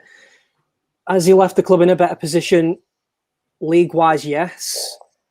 But I think I'll end on a somber note by saying probably financially, no. I know that's not his responsibility. I think he's probably left more assets on the books. There's no doubt about that. But they've yet to be exploited in the transfer market by selling them. And the elephant in the room is the ever-increasing club debt, which I don't think any of us can kind of brush under the carpet. You know, it increases year on year and almost month by month. And the only way that ever gets paid off in any meaningful sense is by a promotion, isn't it? So certainly better in league terms, better in assets on the club's books, financially and debt-wise, although he doesn't have direct responsibility for it. The club is undoubtedly 4 years worse off for not playing Premier League football and being in that unsustainable position. Thanks, Alex. Ian, I'm coming to you next. Your views, your thoughts. Has he left us in a better position? If you were to leave today, you would say yes. I think it needs to be caveated that if he leaves at the end of June, and none of us think he will, based on the earlier conversation, me included, I think you've got to factor in the fact that all those loan players will go back. And at the moment, we've got a number of unresolved contracts. If all of those players with unresolved contracts were to walk, that squad would be decimated, absolutely decimated. And that would give the incumbent manager a hellish task to have to rebuild the squad to that magnitude. Is that his fault? All those contracts are falling due at the same time? Arguably not. Again, I'm not sure what the split of responsibilities are. But you look at the state of the club today, and it's not the basket case it was when Coyle left. So yes, things are obviously better. But I am worried. I'm worried about the summer. I'm worried about if we were to have this conversation on the 1st of August. I think that would be very illuminating. I'm with the other two guys. We're fans. We don't appoint managers, but there's all the usual candidates' names being put out there. The only thing I would say is there are a lot of people waxing lyrical about Mark Hughes. All I'd say to those people is give me an example of somebody who goes back to a club for the second time and is more successful the second time than the first. And we can do that, then we'll entertain the topic. Yeah, definitely. I'm in agreement with you on Mark Hughes there, Ian. Absolutely. Joe, before I come to you, I'm just going to go into some of the comments because we've had quite a few. So it's just saved me rattling through a big, long list of them. Chris, he has left us in a far better position off field and slightly better on field. Leap Year Man in agreement about Pearson, the popular choice, obviously, but he's gone to Bristol now. George, 100% better off. The main issue, in my opinion, is given the history of Venky's with managers, it's hardly the most appealing job. Wilco, Mowbray has helped bring the fans around to Venky's. That is a very interesting perspective. I think there are certainly more fans now who, who give credit to Venky's and the fact that they are continuing to put their hand in their pocket and fund the club. So Wilco, I think that is an extremely interesting point, that one, absolutely. Jack Hamer, yes, in a better position. David Wagner, Joe shaking his head. Any other nods, shakes, yeses, no's? Unrealistic as well. I mean, what was his last club? I'm pretty sure he was in Schalke, a European country, a big club. I mean, it was Schalke. They get like 60,000 a week on. Yeah, I mean, yeah. FM would love Eddie Howe. Probably wouldn't happen, but I'd go for Wagner now. Pearson isn't available. Eddie Howe's another one, FM, that I just think the Burnley connections, the moment he starts not doing well, he's got some pressure on his shoulders. And the Northwest, Luke, I think you've made the point, haven't you, that he just wouldn't settle in the Northwest again. So yeah, just absolutely that. He left because his wife hated the Northwest and his family reasons. There's no way that he'd move back here. I've moved from Bournemouth to the Northwest, and other than family and Blackburn Rovers, there's no reason you'd want to do that. Trust me. Wow. Luke, brilliant. Hashtag controversial. Yeah. And just one more comment. Rovers Radio, better position, definitely. Replacement, that'll be down to HSH. So, Joe. Evening, Duncan. Joe, same questions for you. Has he left the club in a better position than he found it? And just your thoughts on the managerial situation. Yes, definitely in a better position. I think the main thing is that even if you just view him as a figurehead for PR, fans are, in general, maybe not on Ian's BRFCS forums, but in general, the wider supporter base are much more, I would say, lenient of the owners, much more flippant about what they do and care less about what's going on at boardroom level. So if if one of the objectives of the manager coming in at the time he did was to kind of, calm things on that front, he's definitely succeeded, whether he's done that purposefully or not. And then, I think that the squad that he inherited with Jason Lowe as captain and the players that we had and Lucas Jow on loan and, the squad value is probably 10 times now what it was then, mainly down to 3 or 4 players that are here now and some of which have just come through the academy. But, we're in an unequivocally better position than we were before he arrived when 𝐂𝐻𝐃𝐄𝐎 was around. I won't be as coy as the others and hold back. I'm a supporter. I'm not representing anything. I feel I'm going to throw some names out there. I don't care. I respect you guys for not doing fair enough. Maybe I'm a little bit less respectful. But I think one name that hasn't been mentioned much, if we're going to go down that younger route, loads of people are talking about Damien Johnson. If you're going to go down that younger route, I'd love to see us give Jason Tindall a go. I thought he was doing all right with Bournemouth. I thought he was building something, and I don't think they gave him long enough. He's a younger manager for sure and less experienced, but I do think that he kind of had the workings of something. But any name that anybody throws out there is nothing, because I know in my mind I am utterly and completely confident, and I would be putting a little bit of money on it as well. Nigel Atkins will be our next manager whenever it happens. Wow, Joe going very firm. It will happen. I can feel it. It's just going to happen. Trust me. Well, let us know, Rovers fans, in the comments with 2 bombshells that Joe gave you there. Jason Tindall, which is a name I've not seen mentioned anywhere on our live streams or anything. What do you think about that name? And Nigel Atkins is our next manager. Let us know what you think in the comments. Xander Tomlinson. I'd take Nigel Atkins if we can have Maurizio Pochettino straight after him, like Southampton did. That's the deal. I'll sign up for that. Yeah, definitely. Xander Tomlinson, Gareth Ainsworth. I do wonder when we're not going to get a manager that's under contract somewhere else. That's another thing I'll say. It will be a manager that will not happen. The club is in cost-cutting mode. As Ian said, we won't be backing the manager for as long as we can for money reasons. And if we get one in, there will be a free agent. What about this one? if the predictions that you've all said tonight come true and Mowbray sees his contract out and Ainsworth has come to the end of his time at Wycombe, could you see it then? Football can do different things to people's reputations in a season, Ryan. Another season. If we can go straight through, he'll get sacked halfway through next season. Yeah, good points. I just thought I'd bring that one up. We asked people to give their names. Luke, I'm going to come to you. I'll dip into the comments, give my say, and then we'll wrap the show up. So, Luke, what are your thoughts? Yeah, no doubt he's left us in a better position than when he took us on. You've got to look, we've mentioned it, you've got to look at the academy. He's been a big part in building that academy, and he's put a massive emphasis on us maintaining the Category 1, etc. He's brought through Joe Rankin Costello, give Travis his chance. He made Raya his number 1. He's stuck with Lenihan. You know, we've got a lot to be proud of in that 11 in terms of where they've come from and that they've come through our system. I'd argue that I wouldn't be too negative about the summer. Yes, there's a lot of contracts up. I feel like the optimist in me, I feel like there's things going on behind the scenes.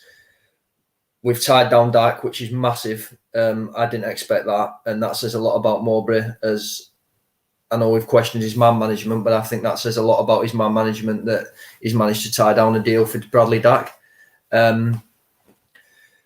Yes, Nyambe, Rothwell, players like that might not sign, but I'm optimistic that maybe Joe Rankin Costello will. I think he's a big player for us. I think we underestimate how big of a player he'll be in coming years. And then we've got Harry Pickering coming in as well. So I can see both sides of that argument, but there's, you know, we're still going to have some things to be optimistic for. I don't see any value in sacking Mowbray now. What Ian said actually makes a lot of sense to me in that you give them a bit of time like Souness.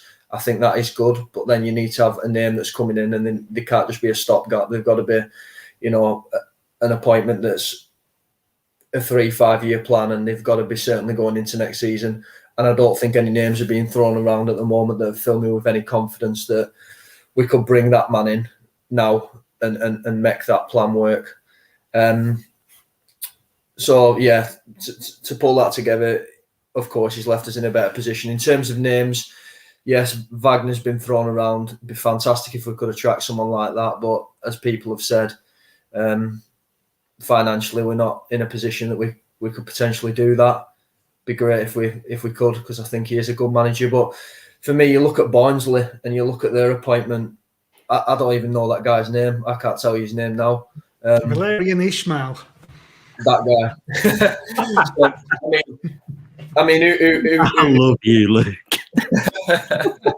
I love you too, Joe. So I mean, cute. I mean, you've got to look at that, and you've got to think they've plucked him from absolute nowhere. We've now been dipping into that European market a little bit with 𝐂𝐿𝐼, for example. So the club are familiar with European leagues now and the unknown. What was the unknown? So maybe it is that time. Maybe it is that time that we get off this managerial merry-go-round and we take a punt on Ishmael, and we go for an unknown manager and maybe reap the rewards of Barnsley. It's a risk. It's a massive risk, but you know, it's potentially a risk that will pay off, and that's for the decision makers to make. Because again, I am a supporter, so I'll sit here. There's a young bloke at Crystal Palace who's out of contract in the summer. That's exactly very promising young manager. Oh, crikey! That's exactly the reason we included him alongside Hughes, because people are reminiscing. Let's get Souness back. Let's get Souness out. You just said that managers don't do any. Usually do worse the second time wasn't around. Being entirely serious. God knows how bad it's going to be this time. Oh dear. No, Luke, I'm exactly where you are, actually. None of the names are inspiring me, and I am actually more subscribed to a view, a complete unknown manager from Europe. But that, because of the risk, is why it needs to be timed properly. And that's why when and who have always been the $1 million questions for me with this. We can't be bringing in a foreign manager now who might see us finish 16th, and then he's got to sort out all these contractual situations in the summer, etc., etc., etc. We probably now just need to accept the fact for some fans, are going to have to persist with Mowbray, see us through this period, see where we end up contractually. If Mowbray then does see his contract out and we're looking for a manager, I'd love us to go in that direction, Luke. I absolutely would. So, yeah, it's not an easy answer, and I think it does come with risks. And lots of the names I've seen really aren't inspiring me, or they're just not realistic because we're not going to be able to afford them. So, what about Stuart Downing and Charlie Mulgrew as a little duo? They've both done their licenses, haven't they? So I've seen people be done as well. Guy. Love it. So, yeah, but I'd love it. I would love us to get the next David Wagner or, Paunovic and the impact he's had at Reading, or someone like that. Ishmael, as you say, Luke. I'd love us to go and pluck someone like that, someone completely different. Because some of these badges. Hey, Joe? Yordi. Has Yordi done his badges? Oh, Yordi, yeah. I'll take Yordi. Yeah, definitely. But I'd love to see that direction.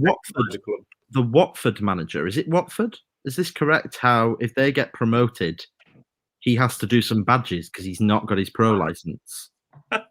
So I'm not quite talking that level of... legally can't manage in the Premier League. Mental. Fantastic. So, yeah, Rovers fans, it's certainly not an easy answer. I hope that tonight we've done our best to really weigh everything up. There's been a bit of the emotional side, a bit of the historical side, a bit of the statistics side. And ultimately, we find ourselves in a position where, it's a risky strategy what we do next. It comes with some risk because of some of those other things that we're talking about as well, contracts and whatever. Personally, for me, none of the names are inspiring me, so I want the timing to be absolutely right, and we've discussed that on the stream. And Ian, I just want to say thank you for joining us on our stream as well. You're a great friend of the show. Really enjoyed it. Thank you for having me. Thank you for giving your insight and helping us as well. And Luke, this was all your brainchild. Certainly, as the results started getting worse and worse, we were seriously thinking about not doing this, but we have wanted to do it in many respects just to pay tribute to the job that Mowbray has done. And I think he has deserved that. But obviously we find ourselves in a difficult position now where as fans, we're probably accepting the fact that we're not going to get promoted under this manager unless something extraordinary happens. So now we just need to see what happens next, I guess, and hope we have a good summer. So Luke, thank you for giving us the confidence to carry on with the show. I mean, when I came up with the idea, I had a Tony Mowbray mask and an I Love TM t-shirt, and that all went out the window, unfortunately. It was nosedived a bit. But no, in all seriousness, we were in a lot better position in January and a bit of optimism. And unfortunately, time's telling, and 4 years in management is a long time. And I think that's where we're getting to now, really. I think so. But yeah, the debate is going to go on, and particularly if we start going on a longer losing run and we start slipping down the table, it's going to get more ferocious. And if contracts aren't signed and players leave or Adam Armstrong sold or whatever happens, this is going to keep grinding, I think. So Mowbray needs to turn it around results-wise to at least keep us all on an even keel as we get into that summer period. But thank you, Rovers fans, for interacting with us this evening and giving your thoughts and your views as you usually do.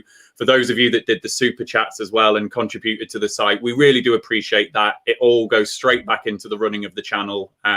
So we really do appreciate your support. Go and check Ian's stuff out on BRFCS as well. They do a great job with their podcasts and things. And as I say, Ian is a cracking friend of the show as well. So really grateful for Ian. If you've not done Glenn's charity raffle, please go and do it. I really want him to get all those raffle tickets sold so that he can get it drawn. And it's a brilliant cause for one of his friends. So go and check out the link on the Rovers Chat website. It's also in the description to this video. And if you've not joined our Discord server, the link is in the description below as well. But yeah, let us know what you think. Interact with us on Twitter. Let us know in the comments. give this video a like. If you're not subscribed to our channel, please subscribe. It's Rovers Chat on YouTube. Hit that bell notification button as well to get all our notifications when we go live as well. And yeah, I'm back tomorrow with On the Other Side with Mike, the Watford fan, and then we'll be live streaming for the Watford game on Wednesday as well. So busy week this week, but just want to say thank you to the 5 of you for joining us. Thank you to Rovers fans, and we will leave you with our sponsor message from 6yards.out.com. See you later, everyone. Thanks, everyone.